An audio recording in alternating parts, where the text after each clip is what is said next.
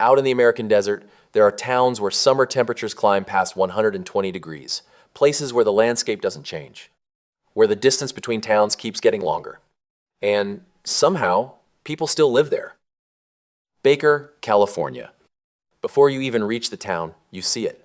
A massive thermometer rising out of the desert, taller than anything else around it, and the numbers on it aren't subtle. In the middle of summer, they can climb past 120 degrees. This is Baker, California, a place that most people don't plan to visit, but almost everyone driving between Los Angeles and Las Vegas has passed through. There isn't much here. A few gas stations, a couple of fast food stops, and long stretches of road that don't seem to lead anywhere in particular.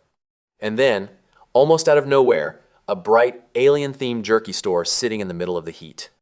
It feels strange, out of place, like something designed to break up the emptiness. Most people stop here for one reason: fuel, gas for the car, maybe a drink, something quick before getting back on the road, because staying too long doesn't really feel like an option. The heat isn't just uncomfortable, it lingers. It presses down on everything: the pavement, the buildings, even the air itself. By midday, the town can feel almost paused. Quiet in a way that isn't peaceful, just still. And yet, Baker isn't abandoned. People work here. Some people live here. In a place where the landscape doesn't invite you to stay, they've found a way to. Even if most of the world only ever sees it through a windshield on the way somewhere else. Quartzsite, Arizona. From Baker, we head east into Arizona and into one of the most unusual seasonal towns in the entire country. Every winter, it happens again. RVs begin to appear along the desert roads, one or two at first, then dozens, then thousands. Open land that sat empty for months slowly fills with people, generators, and temporary homes. This is Quartzsite, Arizona. For most of the year, it's a quiet desert town with a small, permanent population. There's not much movement, not much noise, just open space and long stretches of silence. But for a few months each winter, everything changes.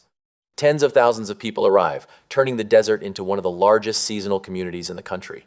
Swap meets, flea markets, and makeshift camps spread across the landscape. What was empty suddenly feels crowded. And then, just as quickly as it appeared, it disappears. By spring, the crowds are gone. The RVs leave. The temporary city dissolves back into open desert. What's left behind is something quieter than before. The roads feel wider, the space feels larger, and the absence of people becomes more noticeable than their presence ever was. Quartzsite doesn't feel abandoned. It just feels temporary, like a place that only fully exists for part of the year. And for the rest of the time, it waits. Ajo, Arizona. Still in Arizona, but this one feels different. Where Quartzsite is fluid and seasonal, Ajo feels structured, almost intentional. At first glance, it looks planned. Wide streets, clean lines, a central plaza that feels like it was designed with purpose. This is Ajo, Arizona. Sitting deep in the Sonoran Desert, far from any major city, it feels oddly complete for a place so isolated. The buildings are arranged neatly. The town square is open and symmetrical. There's a sense of structure that you don't usually expect this far out. And that's because it wasn't built randomly. Ajo was once a company town, developed around a massive copper mine that defined everything here. The layout, the homes, even the spacing of the streets were all designed with function in mind. But the mine is gone now. And what's left is the structure it created. The town still stands exactly as it was planned, the plaza is still there, the buildings are still in place, but the energy that once filled it is harder to find. There are people here, shops are open, life hasn't disappeared, but the scale of the place feels larger than what's happening inside it. And as you walk through it, there's a quiet sense that this town was built for something bigger than what it is now. Out here, surrounded by nothing but desert, Ajo feels less like a place that grew over time and more like a place that was left behind by it. Tecopa, California. Back into California, though this corner of the state feels nothing like the California most people picture.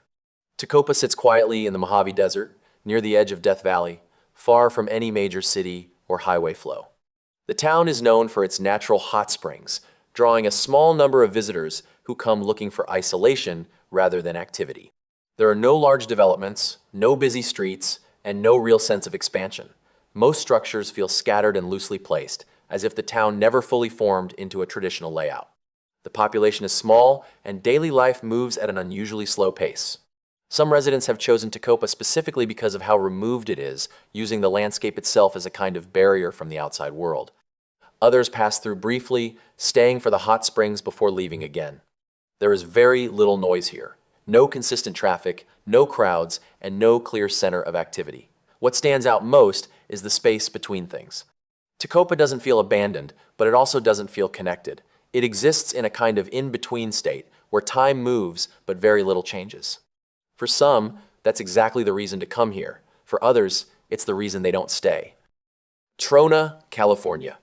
This one has a completely different energy. If Tecopa is isolated by choice, Trona feels like it was left behind by necessity. Trona, California, sits in a wide, open stretch of desert surrounded by dry lake beds and pale, mineral-covered ground. The landscape looks almost bleached, shaped by decades of chemical mining that still operates just beyond the town. From a distance, you can see the industrial plants rising out of the desert. Pipes, towers, and processing structures dominate the horizon, always present no matter where you stand. But closer in, the town itself feels worn down. Many of the homes show visible damage. Some look partially abandoned, others appear barely maintained. There are empty lots, broken structures, and objects left outside that don't look temporary. And yet, a small number of people still live here. Not many, just a few households scattered across the town. The layout is still there. Streets, houses, signs of what this place used to support. But the scale no longer matches the reality. Trona exists because the industry nearby still exists, but the town doesn't feel supported by it anymore. It doesn't feel like it's growing. It feels like it's holding on. Needles, California. We stay in California for one more, and this one might be the most extreme environment on the entire list. Needles sits along the Colorado River near the Arizona border in one of the hottest regions in the United States. During the summer months, temperatures regularly climb above 115 degrees, sometimes reaching even higher. The heat is not occasional. It is constant, shaping how the town functions day to day. Streets can feel empty during peak hours. Outdoor activity becomes limited, and much of life shifts indoors or to early mornings and late evenings. The brightness of the sun, combined with the stillness of the air, creates an environment that feels almost suspended during the hottest parts of the day. The town itself has a traditional layout with residential areas, small businesses, and road connections that serve travelers moving between states. It operates as a working town with people who have built routines around the climate rather than trying to escape it. Needles does not appear unusual at first glance. It looks like a typical small town. But the longer you stay, the more everything revolves around one factor that never really goes away. The heat. In the middle of the day, even the air feels like it's pushing you back inside. Furnace Creek, California. Furnace Creek sits deep inside Death Valley, one of the hottest places on Earth. Temperatures here have reached 134 degrees Fahrenheit, the highest ever recorded on the planet. In the summer, the heat isn't occasional, it's constant. By mid-morning, temperatures can already pass 100 degrees. By the afternoon, they can climb well beyond what most places ever experience. The environment shapes everything. Movement slows. Outdoor activity becomes limited. Even time outside has to be planned. In this kind of heat, staying too long in the wrong conditions can become dangerous.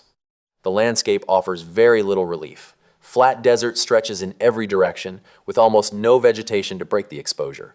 The ground holds heat, and the air carries it. Furnace Creek is not a typical town. It functions more like a contained settlement built around necessity. There are a few buildings, basic services, and accommodations tied closely to Death Valley National Park. And yet, people live here. Around 100 residents remain year-round, most connected to the park or the small number of services that operate in the area. But the way people live here is different. Daily routines adjust to the temperature, activity shifts to early mornings or late evenings. The middle of the day is something to work around, not move through.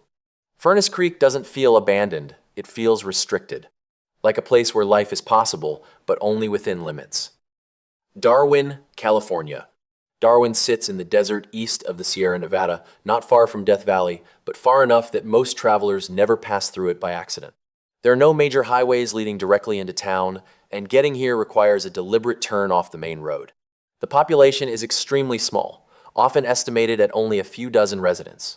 There are no typical commercial centers, no busy streets, and no clear downtown area. What exists instead is a scattered collection of homes, old structures, and remnants of the town's mining past. Summers here are hot, often climbing into the triple digits, with long stretches of dry heat that settle over the landscape. Darwin was once supported by nearby mining activity. Over time, that industry declined, and with it, much of the reason for the town's growth. Unlike some places that were fully abandoned, Darwin never completely emptied out. Today, it remains occupied, but only just. What stands out most is not what is there, but how little has changed. Darwin continues to exist in a place where time moves forward, but the town itself doesn't seem to follow. Goldfield, Nevada. 200 miles or so to the southeast, another Nevada town with a history that its current size can barely contain. Goldfield is located along U.S. Route 95, between Tonopah and Las Vegas. At the beginning of the 20th century, it was one of the largest cities in Nevada, built rapidly during a gold boom that brought thousands of people into the area. Much of that growth did not last. As mining activity declined, the population dropped, leaving behind a large number of buildings that no longer had a clear purpose. Today, a small number of residents still live here. Historic structures are still standing, an old hotel, government buildings, and former businesses that reflect the scale the town once had. The layout suggests a place built for far more activity than it currently supports. Streets are wider than necessary, and many areas feel open in a way that is not intentional but left behind. Goldfield functions, but at a much smaller scale than its design implies. It is not preserved as a museum, and it is not fully active as a modern town. It exists somewhere in between, continuing forward without fully replacing what it used to be. Terlingua, Texas.